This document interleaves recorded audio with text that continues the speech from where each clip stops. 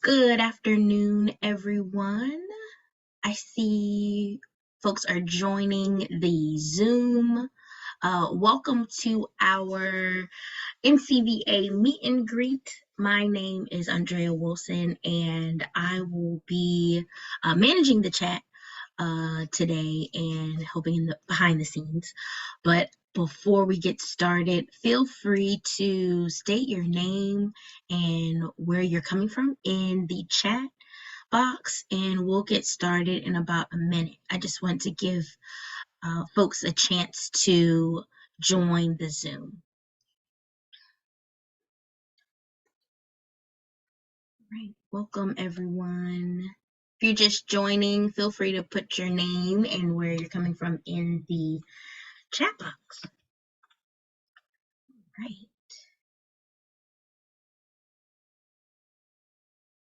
We have Sneed, Berry, Columbia, South Carolina. Let's see, where else? I think it's Mebane, North Carolina, Charlotte,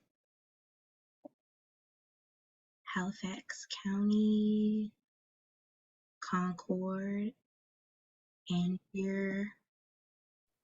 Awesome. Thank you all for joining. If you're just now coming in, feel free to state your name and where you're coming from in the chat. We're going to get started in a minute. And thank you all for joining us today.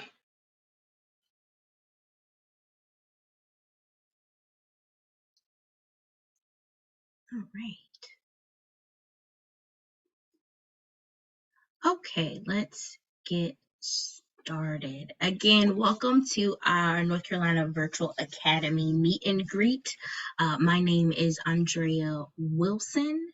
And again, I'll be helping out in the chat, and we'll also be having a Q&A portion, so I'll help out with that. But before we start the meet and greet, I did want to just go over some housekeeping rules just during this session. If you have any questions regarding a current application that you have, unfortunately, we wouldn't be able to answer any of those questions during the session. We want to make sure we give enough time to all of our speakers and panelists to share all the information that they have about the school. But you will be connected, you can be connected to a recruiter by sending an email to stridecareers@k12.com, and we will connect you with the prospective recruiter.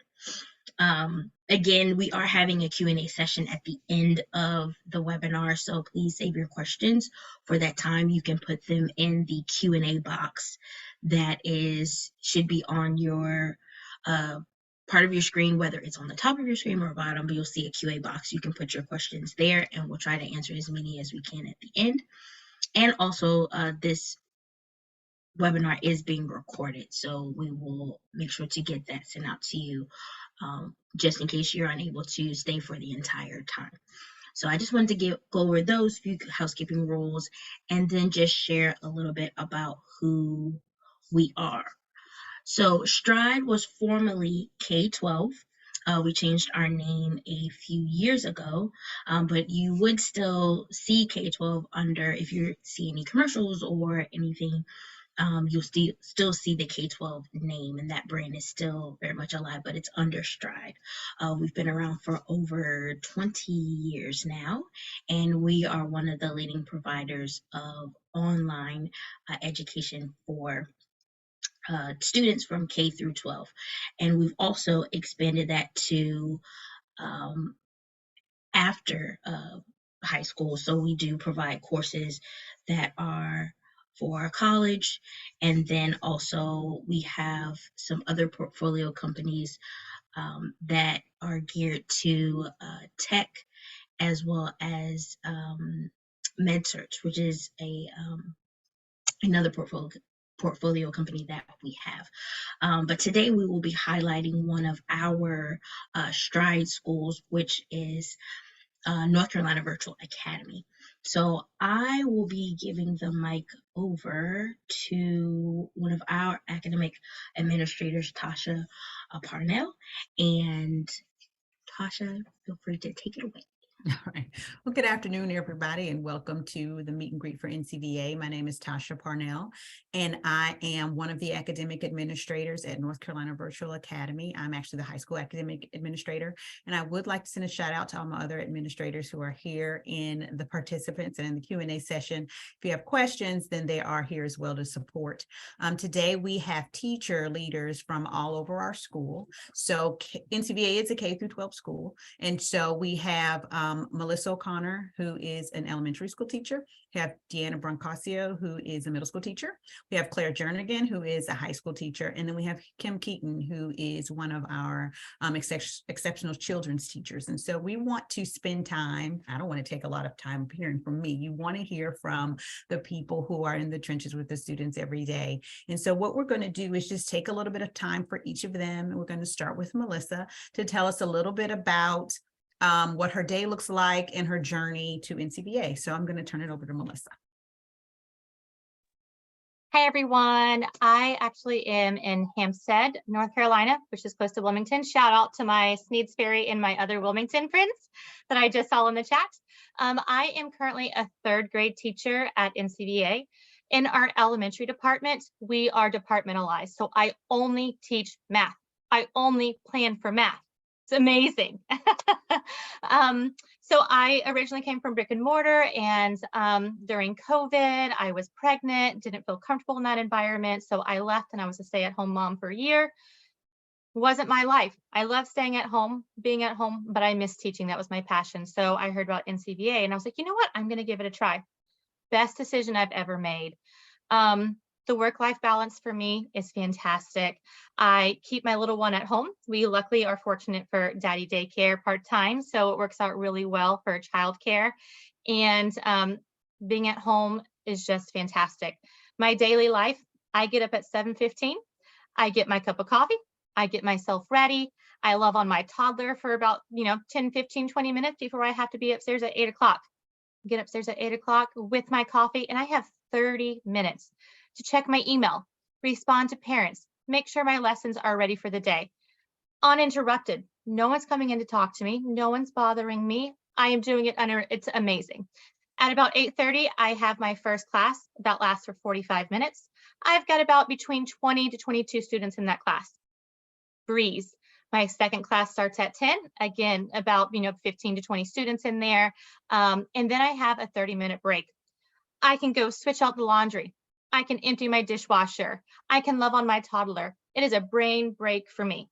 And then I come back at about 10:30 and I have 3 back-to-back classes that are 45 minutes each. Yes, it sounds like it's a lot, but it flies by. If you have your lessons in there and you have your students engaged, that 45 3-minute sessions is going to feel like half hour. I love it. It's fantastic. Far as planning and things go, I only have to plan for math. I have a team of 3rd grade teachers for the elementary, and we are amazing. In the beginning, it took us a little bit of getting used to who was going to do what, but we are now a well-oiled machine. I do my planning. We plan like one day for each person. It might be a couple of extras, but it's a well-oiled machine. The rest of my day, I can take about a 30-minute break, lunch, again, go downstairs, swap laundry, eat what I want. It's quiet. I'm not being interrupted. It's fantastic. I get so much done. Come back up. I might have some team planning. I might have a staff meeting. My day is technically over at 4, but if I need to do more work, I will. Or if I need to take a little break, or if I hear my toddler screaming downstairs, I can go down there and take care of him and then come back later in the evening. This has been the best transition for work-life balance for my family and for my compassion of teaching. That's what I've got. Thanks so much, Melissa. All right, so now, Deanna, we'll hear your story and about a day in your life here at NCVA. Hey there, my name is Deanna Brancasio. I am the middle school art teacher. I have been with NCVA since we opened in fall of 2015. A little backstory before I got here was I was also a brick and mortar teacher.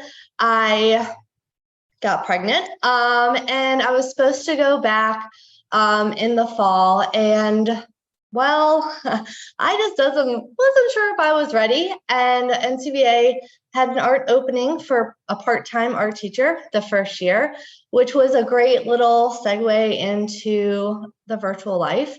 And it was wonderful. That first year I was part-time, so I was with my baby a lot, and I was able to also teach, which is a passion of mine. After that first year, I got hired as a full-time teacher, and I've been here, like I said, since the beginning, and I'm still currently full-time. With middle school, so our schedule is a little different. We have 5 classes in the morning that students will go to back to back. They are live classes. We see our students every day. Teachers are there teaching live, which is a big misconception. A lot of times people ask me if I do recordings and send them out. If I'm sick or absent, yes, I can, but I am there live teaching just like we are here now. With those 5 classes, they start at 8:15 and they go to 11:55. Teachers, you do have one of those periods off, just depending on what subject matter you teach. All subject matters will have the same block of time off, which is great because that's when we slide in our PLC time, where you get to meet up with your other teachers who teach the same subject matter as you. So you can do that planning and kind of go back and forth and work together to support our students. During that planning time, you can also check your emails. We make phone calls home to families a lot because we do want to still be connected to our families. In the afternoon, that is when you will post your recordings. Again, check your emails as well, make those phone calls. We do have office hours and WIN sessions in the afternoon. In a WIN session, you might be like, what's that? That is just a chance for our tested subjects, our ELA, math, and 8th grade science, to kind of reach back to those students who might be struggling. Since I'm an art teacher, I do go in and I support the teachers who are in a tested subject. So I am in part of those classes as well. But also in the afternoon, you have time for grading, especially with art. We do a lot of students are submitting real artworks that they create at home. Our school sends them paint, clay, drawing materials. So they actually create at home. And then they send in photos of their creations, and that is what I get to look at and grade. So it's really fun. You also have time for meetings in the afternoon. I think it's really important to know that, as I said, we are, as a school, even though we're separated by our houses, we do still get together with other teachers and work together to create a lot of our lessons, especially for those subjects that have multiple teachers. So you have your co-teachers in there as well. So depending on the grade level in middle school, we have between like 250 to 300 students per grade level. Within each subject, or I should just say the core subjects, teachers, you have between 2 to 3 teachers per grade level per core subject, just kind of depending on enrollment numbers. And then from there, you'll divide your grade level by that number. So like say you had about 250 students in your grade level when you have 2 teachers per subject, you'll have half of those students. And then you divide that number again by 4 because you teach those 4 classes a day. So that kind of gives you a range about the size of classes that your students will see. So that's a little bit about middle school. And or if you have any other questions later on. Right. Thank you, Deanna. So now, and not that I may be a little bit biased, but now we're going to hear from the high school, which I want to say is the greatest grade band here. No, I'm just kidding. So anyway, now we're going to hear from Ms. Jernigan, who is a high school math teacher. Ms. Jernigan. Hey, everyone. My name is Claire Jernigan.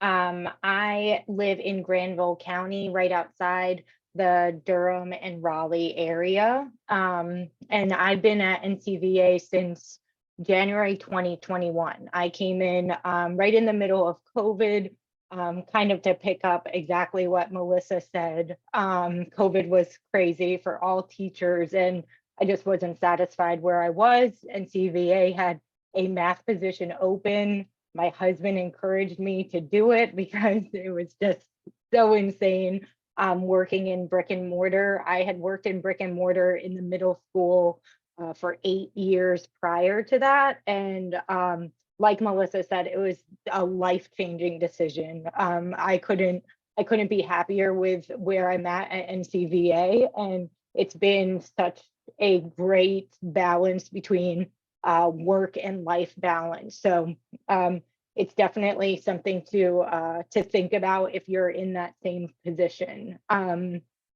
So I teach high school now. That was another transition I had to make from teaching from middle school to high school, which I really enjoy. My day-to-day, kind of like what Melissa said, it's like the most flexibility you could possibly ask for. I can go to the bathroom whenever I want. I can go fill up my water whenever I want. I can go check on my 2 cats fighting in the corner for whatever reason. Now, so like I start my day around 7 a.m., wake up around 6:30, kind of get ready, usually have a cup of coffee. Sometimes I'll watch a show before school, get my grading done, check my email. And then for the high school, we have kind of a different schedule than the elementary and middle school.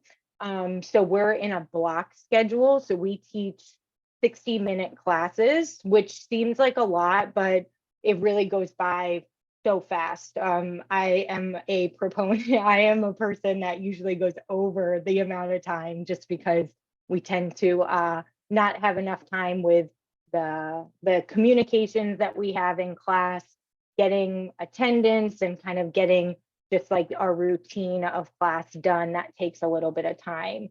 Plus my high schoolers are a little bit slow getting into class and getting like ready to go. So we have to kind of gear them up for class. But we have 60-minute classes. I teach 4 classes from 8:15. That's when our first class starts. And then I don't end till 12:15. Depending on what subject you teach, I'm sure one of the administrators can correct me if I'm wrong. I'm only really speaking for math, but I'm pretty sure every teacher does teach 4 classes in the morning. And they're back to back. So I literally teach from 8:15 to 12:15 every single day. But with our high schoolers, we give them opportunities to work independently during our live classes. So you can kind of work out your class. So if you have to go to the bathroom, you can like get a little tiny little break and go to the bathroom and come back to class, or get a drink of water or something like that. So with our high schoolers, there's a little bit more like trusting and responsibility with them, of course, and creating that classroom management in the beginning of your year to let them know exactly what your expectations are during your class can really make that a really smooth transition, so they know exactly what you expect of them each and every day. So after 12:15, I usually, before I do a lunch break, I'll get all my emails out about attendance and publish my recordings of each day. The recordings aren't different from class. You record your class just like this Zoom is recorded, and then you post it. The program that the students use for NCVA, like everything is really just like a touch of a button and they have a recording. So it's very hands-on for them. And, if they're absent, they have access to the recording. And then they also have access to the online school where they receive all of their, course requirements. And for the high school, the online course that the students use, basically everything is all set up for you as a teacher. Of course, you're kind of editing some things, so it is part of your planning that you create with your team of teachers in your subject area. But like all of the content is all there for students and teachers and learning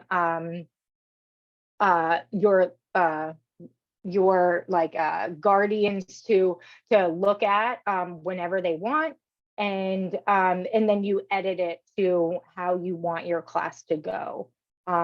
Speaking on behalf of the math team, which is the best team in the high school, we work very collaboratively. Everything that we do as a team. When I came in January, I was in the middle of the year. I had no experience teaching high school at all.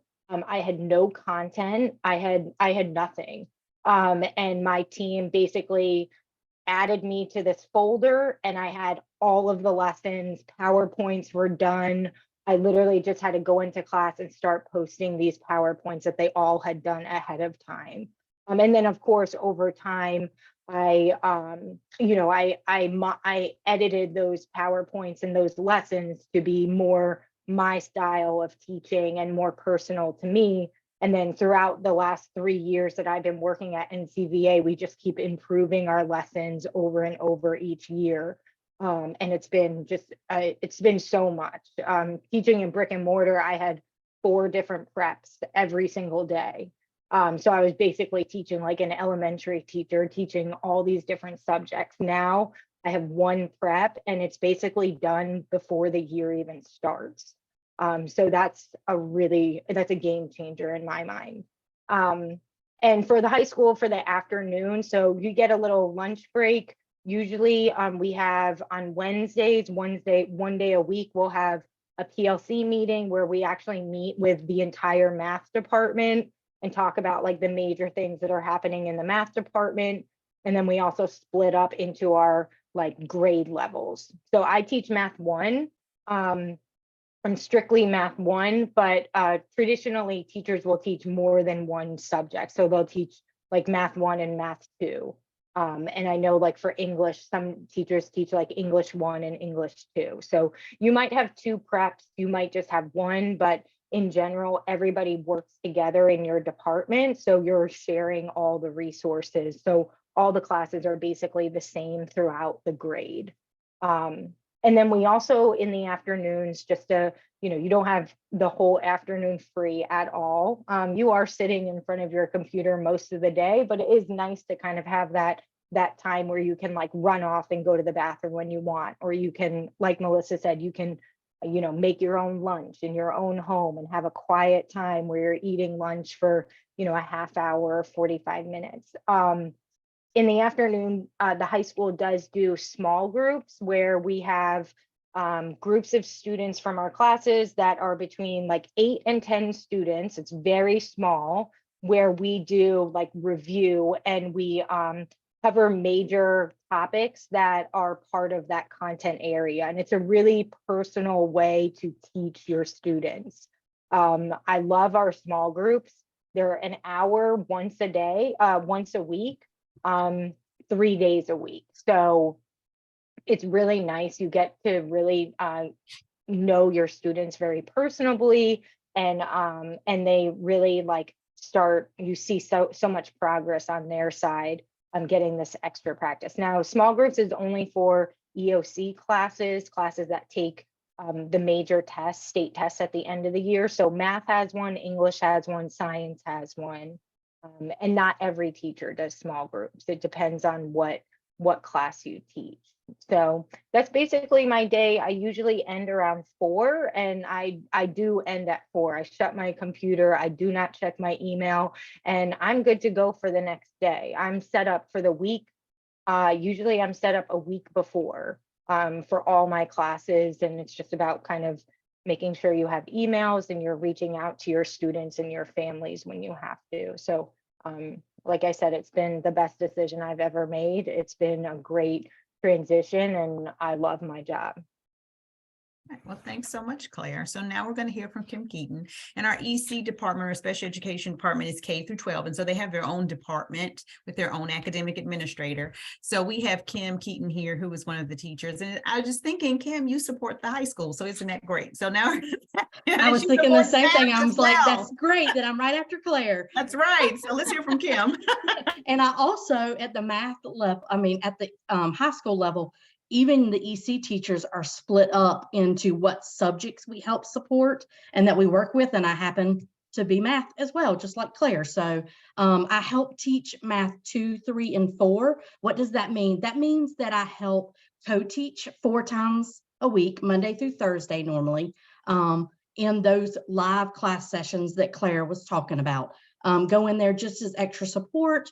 If students are struggling with the concept, I can pull them into a breakout room and give them that extra teaching and go over a problem maybe that we were just working on that they're not understanding. And I don't only do that with the special education kids or the exceptional children that are in there in that class. I can do it even with the standard students that are in there as well. So that helps. I help with class management, making sure that the students are logged in, that they're working where they're supposed to be working, like Claire said, or making sure that they are responding in the chat, and so that we know that they've not logged in and walked away.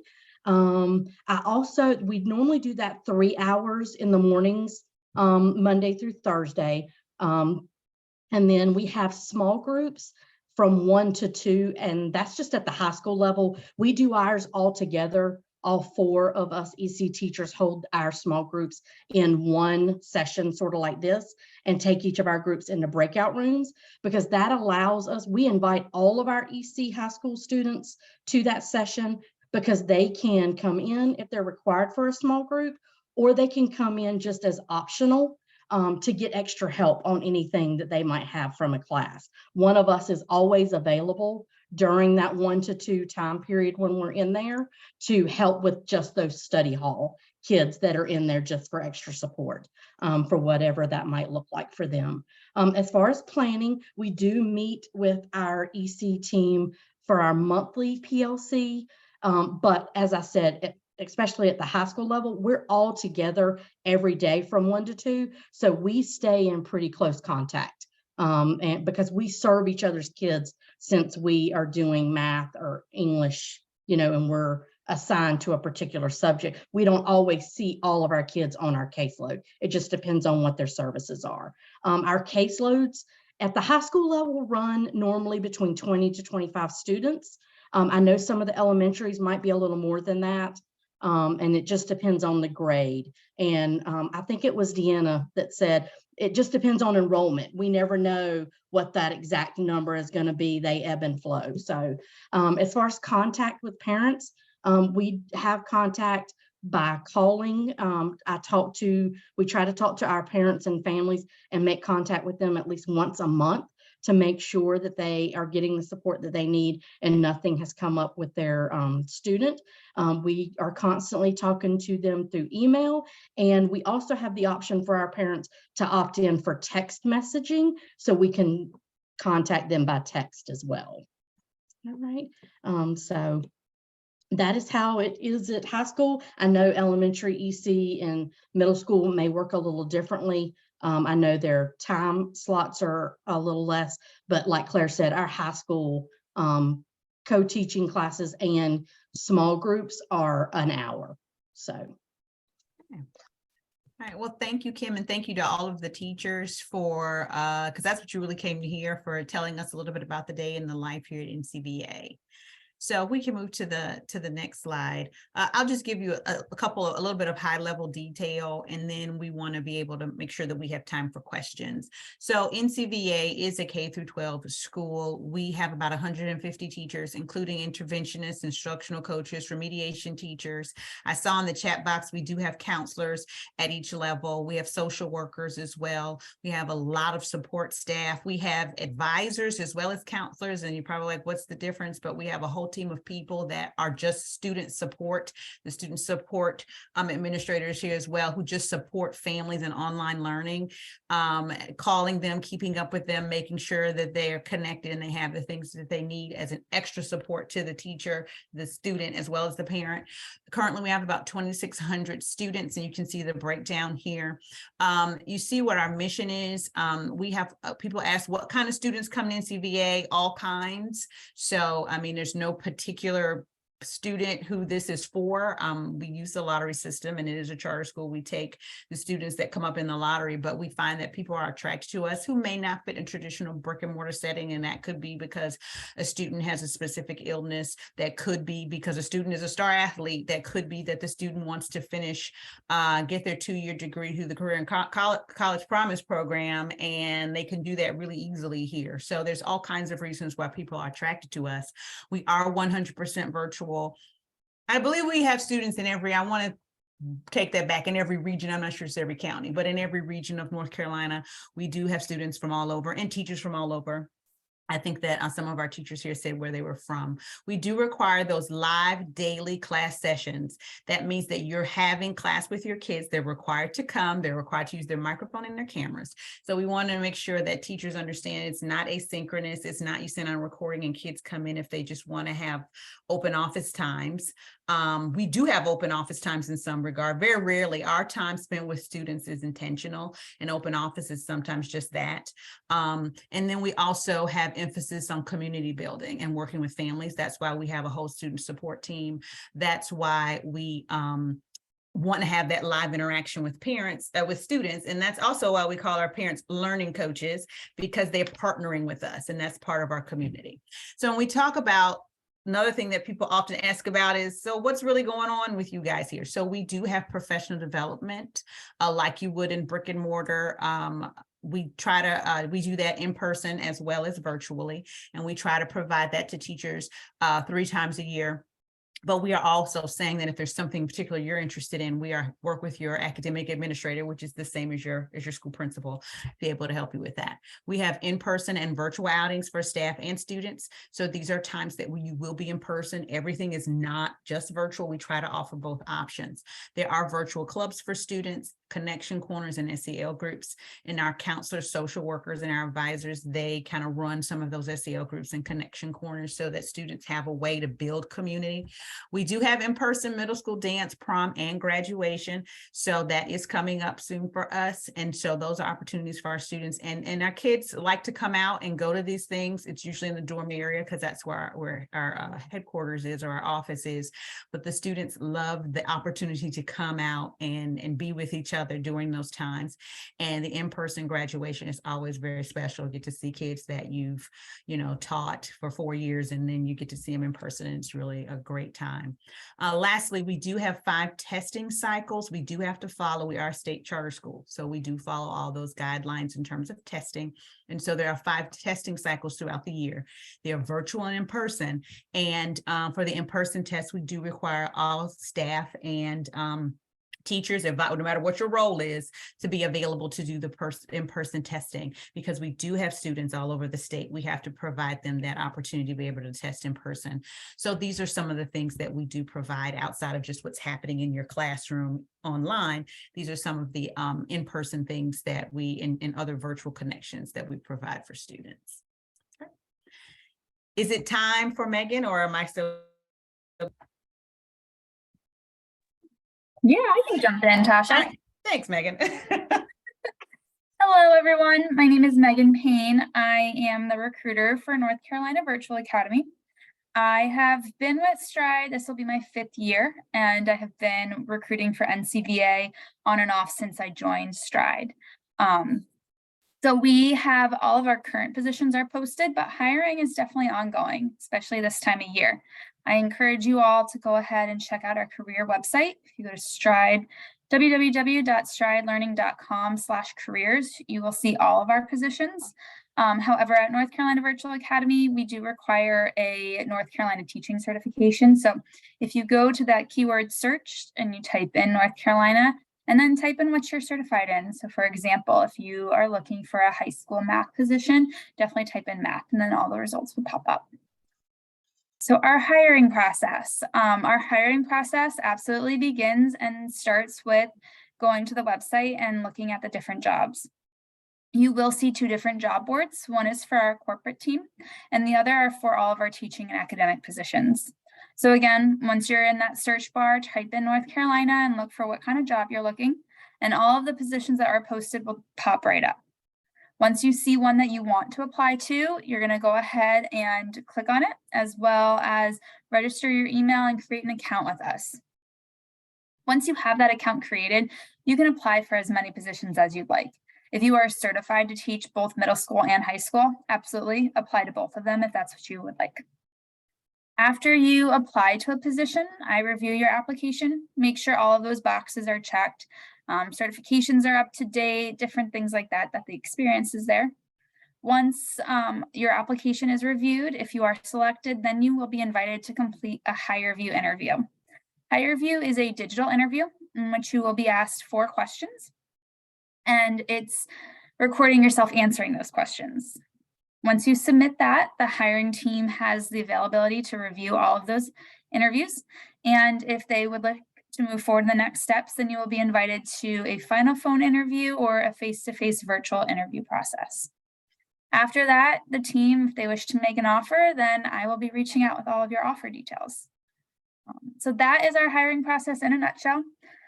So some of the nuts and bolts about working for North Carolina Virtual Academy. Like I said, all of our teachers are 100% North Carolina certified in their content area. We do offer full benefits, including medical, dental, life insurance. We also offer a 401k plan with corporate matching. And something that we do at North Carolina is we have a virtual mentor teaching support program. And this is for all of our teachers who are new to NCVA. So even if you have been teaching for 10 years, if you're joining NCVA, you're still going to be a part of that virtual mentor teacher support program.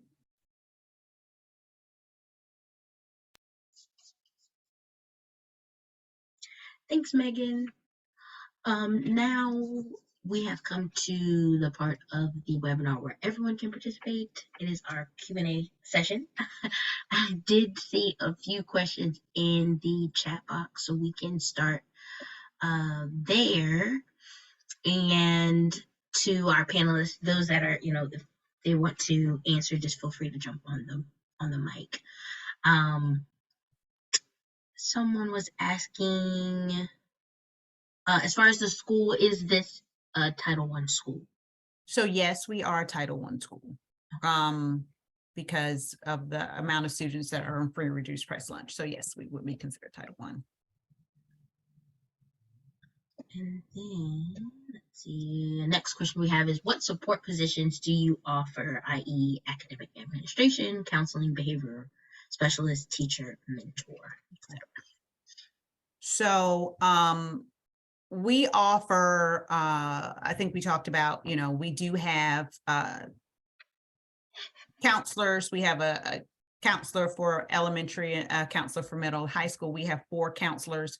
3 of them deal with just regular counseling that you have to do in high school with graduate plans and all that. We have 1 who is a dropout prevention counselor. We have advisors who work with students on a very close basis, looking at their, where they are with their coursework, how often are they coming to class, and kind of providing extra support, and that is K through 12. We do have, let's see, what other support services do we have besides the advisors, the counselors? Obviously, we do have, our principals, and we do have lead teachers or vice principals, who assistant principals that help with the administrative piece. Thank you. We do have social workers as well. We have a K through 8, K through 5, and then we have a middle school and a high school social worker as well. So those are the people that we have, and also attendance specialists who help us with attendance. Our attendance issues may be a little bit different, but I mean, sometimes, students, when they're virtual, the screen can be a barrier. So we do have people whose job is just to monitor attendance, track down students for that. And then of course, if a student is missing a certain amount of attendance, working with the learning coaches on that. Okay. Another question we had was, does teaching here count toward North Carolina retirement in the state system? Currently, teaching here does not count toward the North Carolina retirement.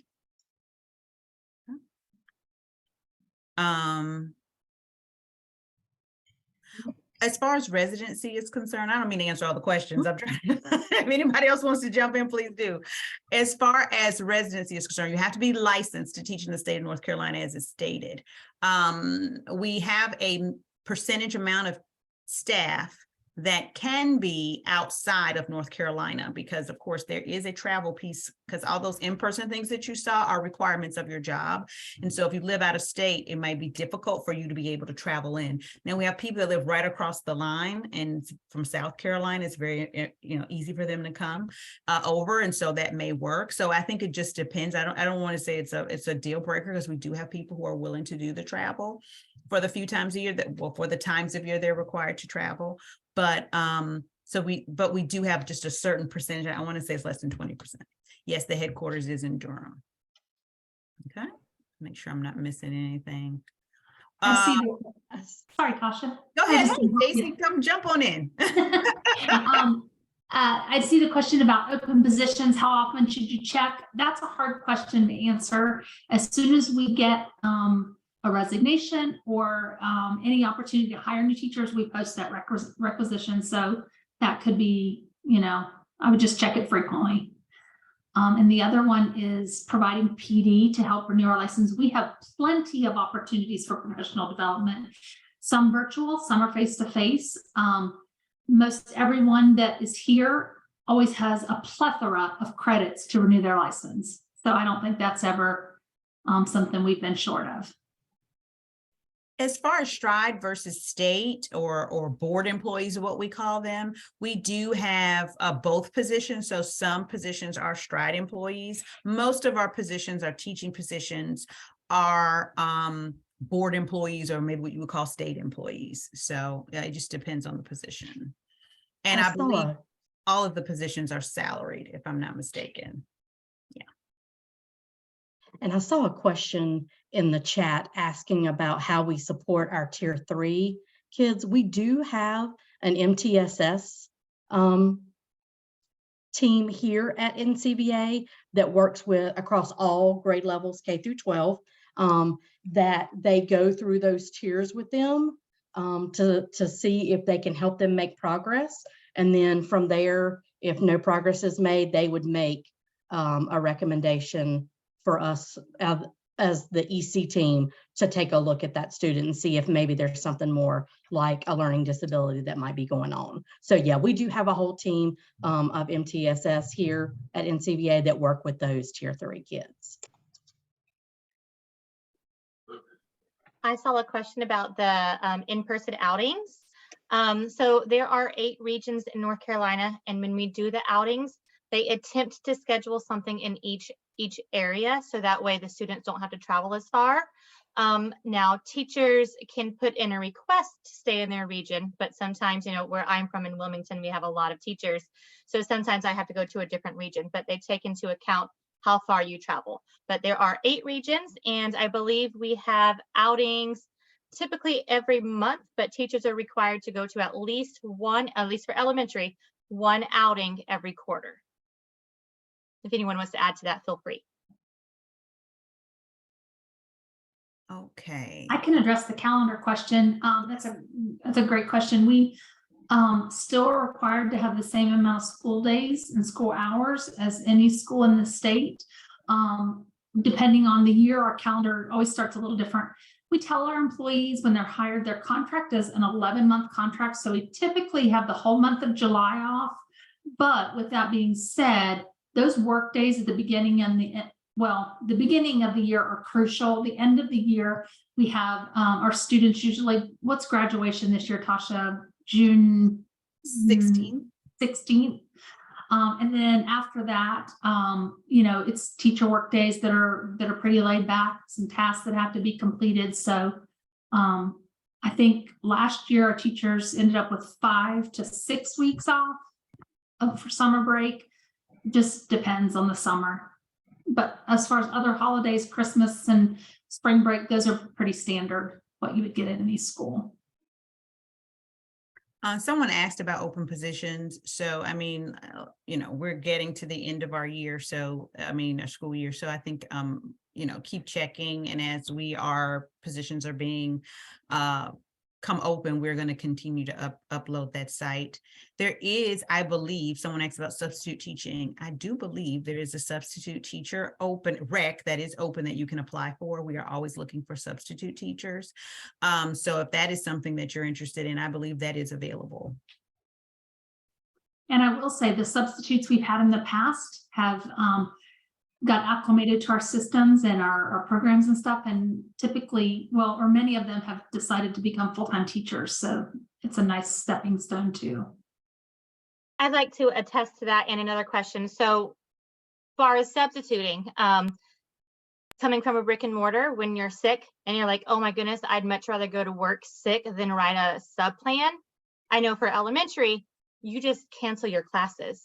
You send out a recording, you might send out a review of the lesson or some sort of asynchronous work for your kids to do. but you don't have to have a sub. You just cancel your lessons for the day. It's amazing. Heather had a question about the curriculum. Yes, the OLS lessons online, so what the students are working on independently on their own, is created by Stride. Now we have curriculum specialists who create a curriculum map that we follow, and it is so detailed, and they follow the OLS lessons and they make it for us teachers. Us teachers are creating our own lessons, however you want the lessons to look, but we are following that curriculum map that was set up through Stride with our OLS lessons. If anyone else wants to add to that or put any more at that, feel free. I can add to that for the high school level. So just like Melissa said, the OLS provides the students with their like independent lessons. All of it is set up by Stride, and it's based on the standards of your content area. You have to create the schedule for the year, but it provides the students with due dates. It includes actual quiz assignments that are automatically graded, which is awesome, especially for math. I don't know how it is for English or for the other subject areas, but for math, it's great. They also provide you with tests as well for all the subject areas. So you have a test for every unit, you have a quiz for every section of every unit, and you can use that verbatim. The math team kind of uses it at will. Again, we try to adapt to our students' needs as much as possible. So sometimes the lessons that Stride has provided doesn't cover everything that our students need. So we adapt the lesson to what our students need. And we usually do that in our live classes. So that's where you're actually creating your own lesson, but it's based on everything that's provided in the OLS. So you kind of take what the OLS has and you can manipulate it to a live lesson that you can create yourself. And for the math team, speaking on behalf of the math team, we do all of this as a team. So like, for example, I do all the Math 1 lessons, and then I share them with all of our other math teachers, and they use those lessons in their live classes. So it's the same across the board for all classes of Math 1.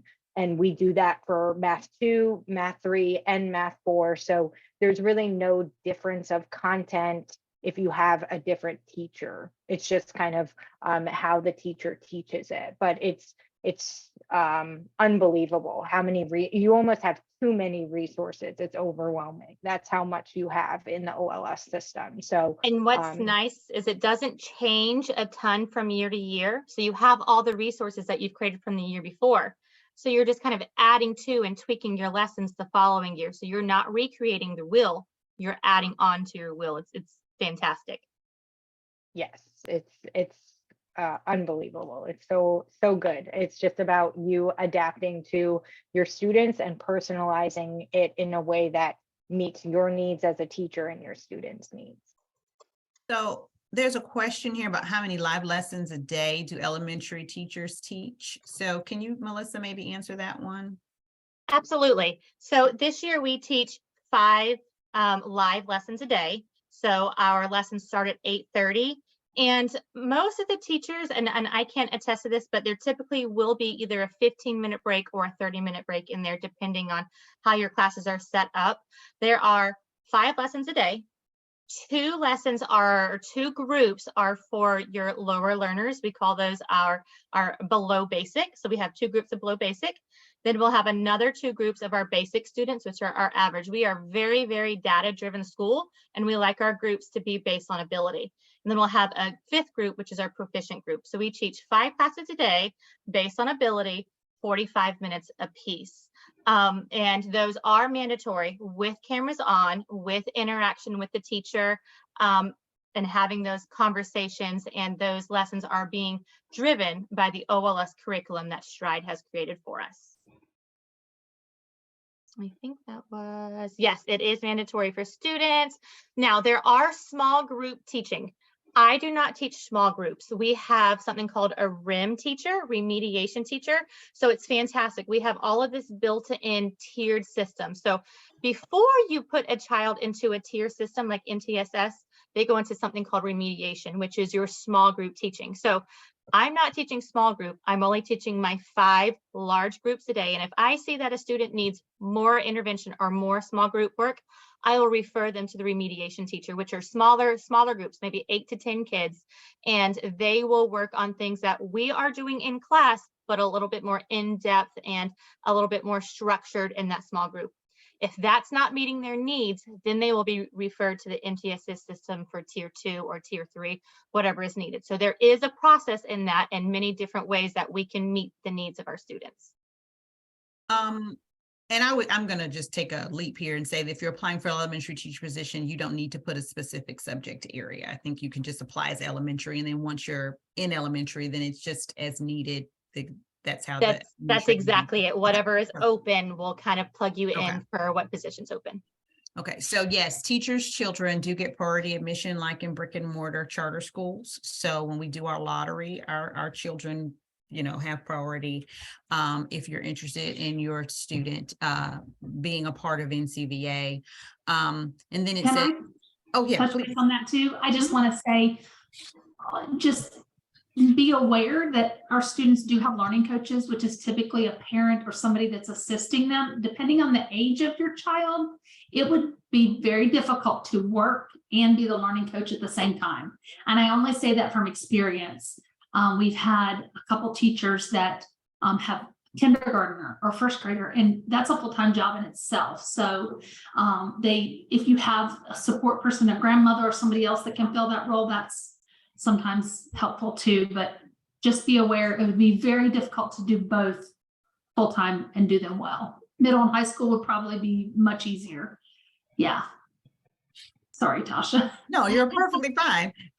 If students are non-compliant, so we do have accountability, and it depends on what non-compliance is. If non-compliance is you're not coming to class and you are truant, then we have a truancy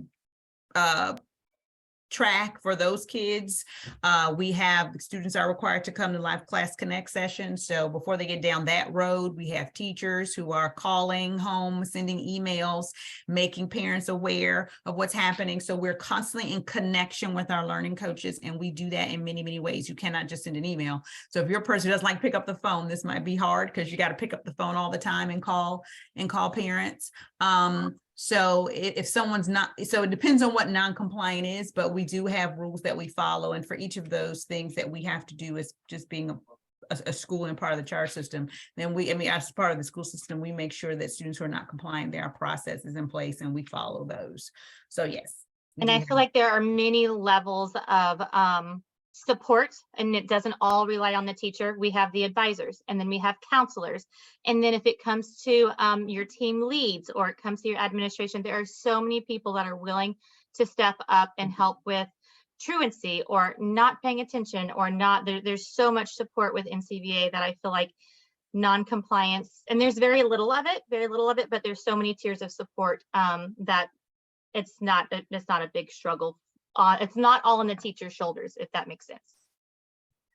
I feel as though there aren't any more questions. If you have anything else, if you can put in the Q&A box, that's really easier than going through the webinar chat, but we do want to make sure that we cover everything that we can. So if you have anything else, then please put it in there and we'll be more than happy to answer. We do not have a specified pay scale, so I will say that. So it's not like you can go online and look at it, nor is it something where you could go look at the state salary scale and look at it. So if you are interested and go down the road, we'll definitely be able to talk to you about the salary scale, but it is not a posted salary scale, nor is it the state salary scale. As a charter school, we don't have to necessarily pay on the state scale. So I want to circle back to Melissa's comment earlier about substitutes, because if it is an unexpected day, you have to be out. They do have that option with live or with recorded lessons, which is nice. If we have any expected long-term, oh, you're going to be gone a week or you're going to have a baby, we do get subs. So don't be discouraged thinking, gosh, I'm going to sign up as a sub and they're never going to need me. We will. And So it's those unexpected ones that we don't like to cancel classes and just send recordings. That's our last resort. We'd much rather have a live person there to provide the instruction. Hint, hint, I'm pretty sure just in the elementary level, there's about 3 or 4 of us that are pregnant, me being one of them. So definitely looking for subs for maternity leave soon.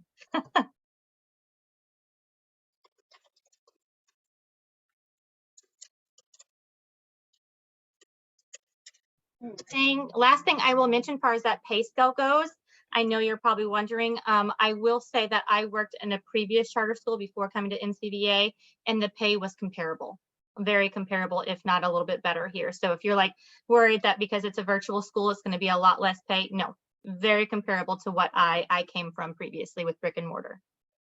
Yes, I will Correct. clarify, there's no state retirement. That is true. There is a 401k that's matched, but there is no state retirement. We have one other question in the chat. This might be for Megan. Someone was saying, is their application kept on file once they have an account? Do you reach out to applicants? I believe, I'm not sure what Megan does. Megan is the person who kind of handles, I mean, she would go back. There have been times I've been looking for a teacher and she'll go back to previous things if it's still open, and she'll be able to, you know, grab people who were there before, or if I've interviewed someone and maybe it came down to 2 people and I chose one and now I have an opening, I can reach back out to that individual. So I think it just depends on something like that and how old the application is. If it's from 3 years ago, it's not there, but if it was something that's just recent, it may be available for us to pull back from.